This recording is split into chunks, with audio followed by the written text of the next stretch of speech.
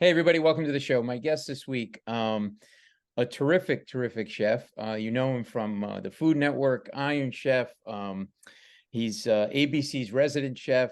He's he's an Emmy Award winner for his work on The Chew, and he has a great new series out, which is currently out called Barbecue USA, which is a 6 episode series that is going to kind of take us all over the country. Michael Symon, great to have you on the show. Great to see you in person.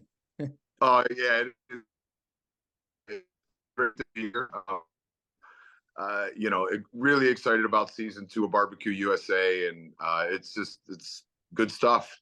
Yeah, so you're basically you're going to kind of these are existing competitions that are happening, and you're going to go visit and sort of check out the competition, check out the vibe, check out the food. Explain a little bit about what we're going to see. Yeah, so we're traveling the country.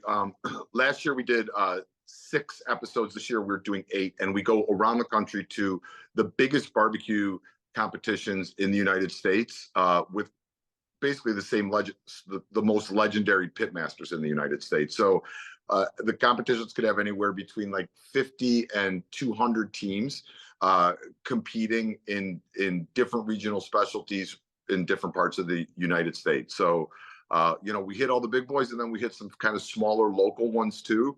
So you really get this special behind the doors or behind the scenes look in how competition barbecue is done, how it's judged, how it's cooked, how it's seasoned, the time that goes into it, the travel. I mean, some of these people travel, you know, 8, 900, 1,000 miles from competition to competition in a trailer, and then set up their rigs and start cooking. So it's a Really? life for them. Yeah, and it's sort of like it's almost feels like NASCAR in a way, sort of like there's this kind of cult in a good way. And I've been to like Talladega and a couple of others, and we stay on the infield, have an RV, and it's like they all know each other. They have these sort of parties in the infield, and it feels like the same thing because it's not just the cooks, the chefs that are traveling thousands or hundreds of miles. It's just the people that want to enjoy it, right? Oh, 100%. It is the most interesting thing to me about barbecues. And I came from the fine dining world of food, and started to learn more about barbecue, get more into barbecue about 20 years ago now. But what the most interesting thing about it to me is that it has this tremendous sense of community to it. The people doing it look out for each other. They're competing against each other, but there's they're always looking out for each other too. And a lot of these teams travel with their families, and their kids are there, and everybody knows each other's kids, Yeah. and yeah, the so not only the teams competing, but the people eating it, is very much community. Do you I mean, you're an amazing chef, especially in the world of barbecue, but have you sort of like discovered things and techniques in sort of doing this where you're like, whoa, I didn't realize you could take shoe polish and rub it on ribs and it'd be that Yeah, good. Like, you know what I mean? Like, I mean, I've been cooking I started working in restaurants when I was 13. I'm 53. So for 40 years, I've been, right. cooking. Obviously went to school, went to the Culinary Institute in Yeah. Hyde Park. That was in the 80s. And, so I've continued to learn more and more. But there is not a single week of this show that goes by that I don't learn at least 3 new things, you Really. know, so which is fantastic. So like share like one thing if you can remember, like where you like, I never did that, but I saw that and that is amazing or a great idea. Well, a lot of these teams now are doing, you think barbecue and you think low and slow, and that's how I've always cooked it. And Right. it takes 14 hours for a brisket, 16 hours for a brisket, 5 hours for ribs. And there's people doing things hot and fast now, which is very counterintuitive to how I think. But it became so interesting to me. I went out and got a barrel. So I'm like, I gotta try. Like, my wife Liz is like, oh great, another piece of barbecue equipment in the backyard. I'm so excited. That's Um, hilarious.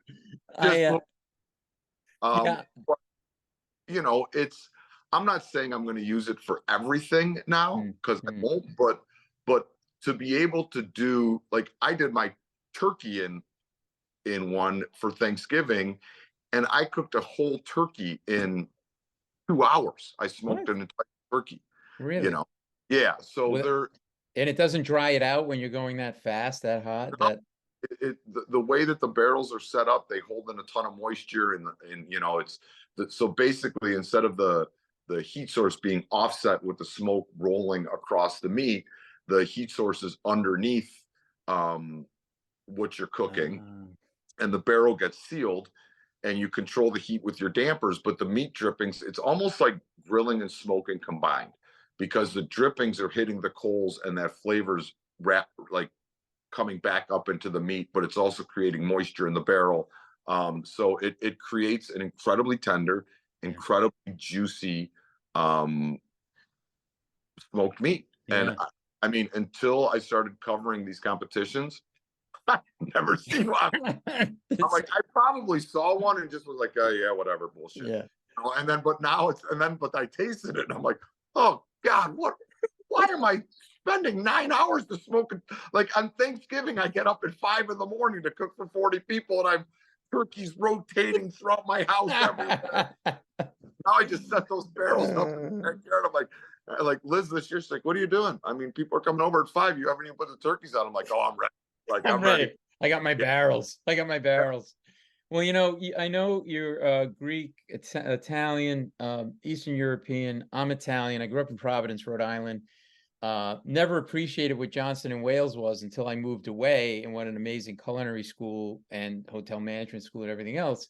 But one of the things about being Italian, and I assume with the Greek, it's a very simple cooking and they don't overcomplicate things. My mother's No, 95, and I'm convinced like she gets her provolone cheese, she gets it cut this thick, she's got her salami, she doesn't eat a lot of processed food, and we were so Italian that my uncle Archie, who was a barber, he had a barber shop where he only played like Frank Sinatra and had like Playboy magazines. It was like a guy's barbershop. But we would have these big Italian Sunday dinners, right? In his Knotty Pine basement in Providence, and like people smoking cigars and arguing about politics, but everything was fresh to the point where, you have cold cuts, right? They didn't have just cold cuts. They had the meat slicer in their basement with loaves of like bologna and salami and the thing. It's got to be fresh. It's got to be yeah, fresh. no, And I I grew up the same way. and I would imagine that is once you become a chef of your caliber and you want to keep pushing the envelope and get creative, do you try to stay grounded to sort of the simplicity of that kind of cooking? Yeah, I mean, fortunately, growing up, my mother's Greek and Sicilian, so you know, she did. My dad's a good cook. My grandparents were good cooks, but in my household growing up, my mom did most of the cooking, and so the food was very simple and ingredient driven, simple. And when I was a young chef, I tried like to do a lot of different things and whatever. But as I grew as a chef, and like I quickly realized that less is more. And if you get great product and have good technique, you're going to end up with great food. And I mean, and that was kind of like, like I still do fine dining and I do barbecue, but it's so funny to me because one is thought of as very like highfalutin, and one is thought of as very casual. But the same technique really goes into both of them. How Uh, so, for example? like when we opened our first barbecue restaurant, we still searched for the best product we could find, the best meat, the meat raised the best meat we could find. And then there was a lot of technique that went into it, So, I mean, arguably more technique sometimes or time than even goes into the fine dining world. Like in the fine dining world, okay, we get in ribeyes, we buy prime, we dry age it ourselves, we trim it, and then we put it on the grill, and in 30 minutes or less, 15 minutes it's done, and it's on the customer's table. Barbecue, I get in prime briskets, I dry age them a little bit, and I smoke them, but that's a 14, 15, 16-hour process of love Right. before it hits the table. So it's like it's considered a much more casual aspect of food, but I would argue that the technique that goes in it is even slightly more driven. Like comparing it to Italian food. You know, to pound out a piece of veal and saute it up is done in no time. You know, to make prosciutto Mm. Yeah. is good. It's going to take you 2 years. You Yeah. know, Right. Right. to make salami is going to take you 90 days. Yeah. So, you know, like, so those are always the part of cooking that I like. We, in our restaurants, we always cured and smoked our own meats and made our own bacon from scratch and, you know, did all those kind of things. So those were always the kind of things about food that I loved the most. Hmm. So I started getting into barbecue more and more. I was like, oh my gosh, this takes a lot of the things I love about food and brings it into a more single thought. Right. Um, and my mentor and the guy that taught me a lot about barbecue is he passed a couple of years ago, was a guy named Mike Mills, who you know, won more world championships in barbecue than basically anybody that ever lived. But I fell into him doing a show one time about 18, 19 years ago. Um, and then he had eaten at Lola, our fine dining restaurant. And he's like, Michael, why don't you open a barbecue restaurant? I'm like, oh, Mike, this is what I do. He goes, yeah, but I'm sitting here. You cook with live fire. You have smokers in your restaurants. You're making and smoking your own bacons and sausages. And you're doing barbecue. You're just Right. doing it at this different style. And I went and spent time with him and continued to just fall more and more in love with barbecue. Yeah. Uh, Where it, is, tell me where science and art meet and diverge. So in other words, I understand that part of what you learn in culinary is the science of food, right? And the chemicals and everything and how things go together and don't go together. But at some point, is it like throw the script out and you go with your instincts and the art? And so how explain how that either for you or just generally works, right? Like you got to know your basics, but then correct. you as chefs are artists, right? The food is a reflection of who you are, what you feel, what you're passionate about. And how do you stay true to the science and still sort of let the art in you come out? Well, you know, I always try to teach young cooks. Like it's changed so. You know, remember I went to culinary school in the '80s, and there was no Food Network. There wasn't Right. Celebrity Chef that didn't exist. You know, I went to school to learn a craft, and you know, a lot of you know, and there wasn't, you couldn't like look up a recipe on the internet and then try to recreate it. Like if Right. there was a style of food you liked, you had to go work at that restaurant and learn it, you Yeah. know.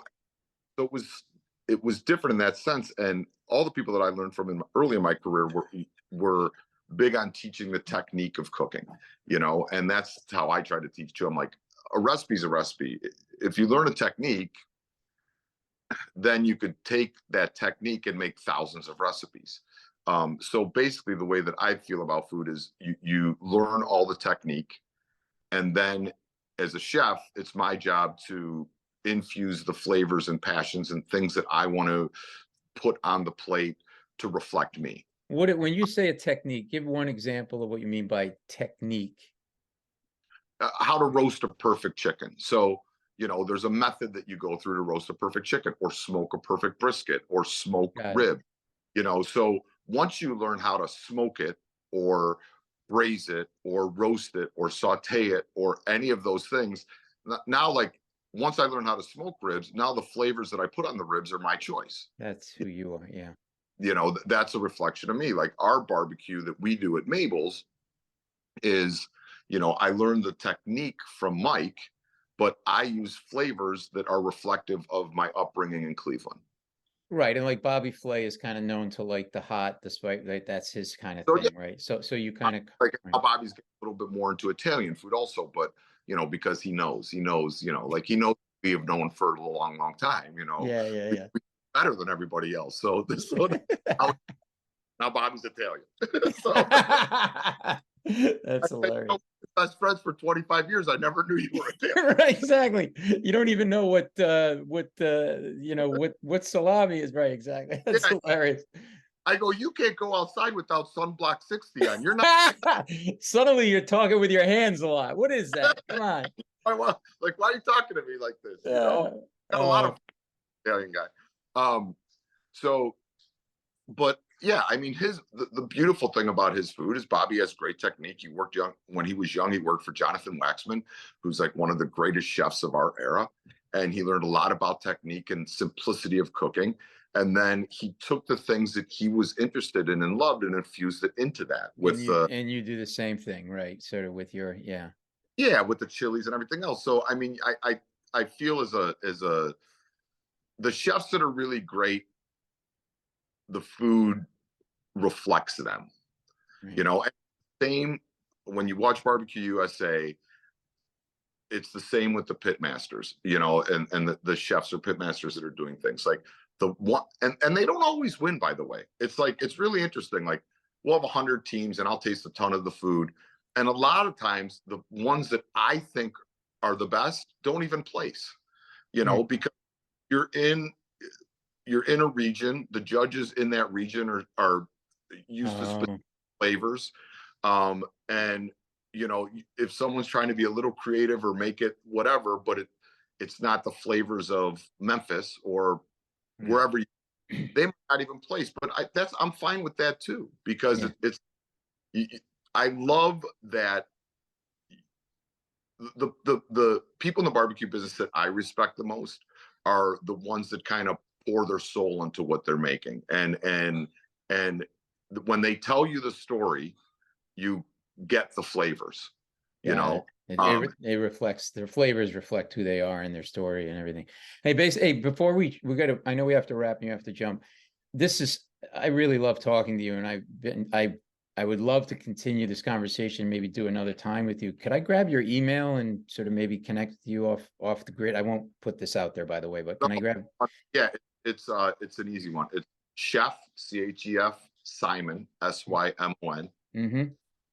13, so Mm-hmm. chef 13 at gmail.com. Great. I'll send you an email. And we're both in New York. We should try to get together for a drink or something. And then Love that. if you're doing anything, and once we get back from the strike at the late show, if I can, put a word in with the folks there about something you're doing that you want to promote, let me know, We and love that. How's that? You doing all right with all that stuff? yeah, I mean, I'm touring and doing stand up, and I had an off Broadway show that we're now going to bring out and do a sort of national tour with it. So I've been focused on that. But it's weird, like it's not, you're used to your routine and going into the show every day, Right. and it's sort of like, I said to my wife yesterday, we have a place up in Connecticut too, and I'm like, I feel lazy.